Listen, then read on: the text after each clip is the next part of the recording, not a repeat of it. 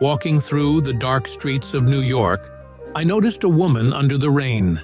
She was holding an umbrella, her eyes filled with worry. She was approaching my office. I immediately sensed that what she was after wasn't a simple matter.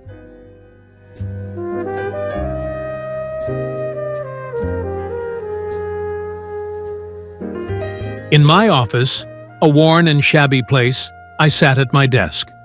The woman walked in, hesitantly took a seat in front of me. As I listened to her, the story of her husband's death immediately piqued my interest. There was danger involved. The woman pulled out an old photo of her husband from her bag. My eyes were immediately drawn to the man with the dark, intense gaze. The pain and desperation on her face were unmistakable. I studied the photo carefully, committing it to memory. I needed to find out who this man was.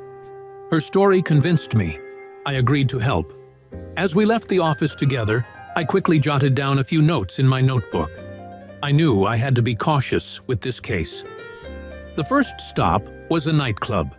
As I stood outside, I could sense something was off inside. I tried to talk to the tough-looking guy at the door, but his eyes told me he knew everything that was going on.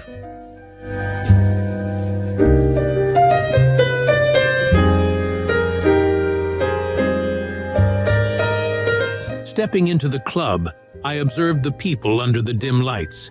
I made my way through the tables and approached the bar.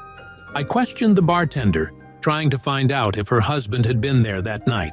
There had to be a trace left behind. The next meeting was at an old building. The woman and I climbed the dark stairs together. This place was one of the forgotten corners of the city. The dusty portraits and cobwebs on the walls hid the dark secrets of the past. In a parking lot, I found her husband's car. As I examined it, I found a clue, a small but significant detail. This clue would lead me one step closer.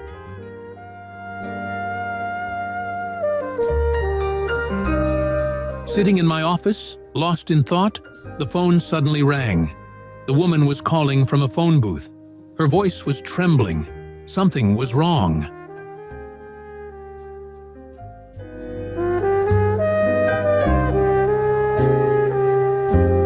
In a dark alley, I felt someone closing in on me.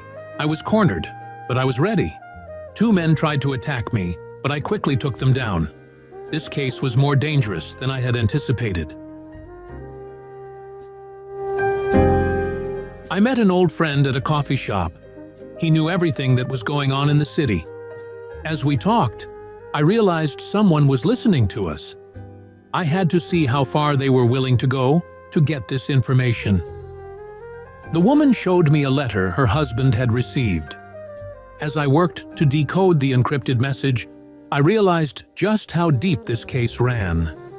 Each line was a doorway into her husband's secrets. I headed to an abandoned warehouse on the outskirts of the city. A criminal was hiding there. I cornered him, but he panicked and tried to escape. After a brief conversation, things became even more complicated.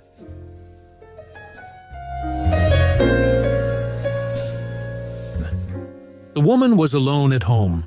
As she looked out the window, she noticed a car parked outside. A dark figure stepped out of the vehicle. I knew someone was following us. I confronted a witness who was holding back crucial information. He didn't want to talk, but I pressed him. I was willing to do whatever it took to solve this case. The woman and I went to a secret meeting. The rendezvous point was a deserted pier. We were waiting for someone who was going to give us information. The sound of the waves and the darkness heightened the tension. While following a lead, I found myself in a trap. Standing before me was the real culprit behind her husband's death. This encounter could bring the case to its conclusion. When the woman learned about her husband's secret past, she was shocked. The fact that he had kept so much hidden turned everything upside down. I had to support her. We were going to uncover the truth in the end. The final showdown had arrived. The woman and I raided the mansion where the culprits were hiding. Inside, things got heated. Guns were drawn, and everyone was on edge. We had to bring this case to a close. It was all over. As I watched the woman at the airport, I saw the relief on her face. She was ready for a new beginning. As for me, I would stay in this city and wait for the next case.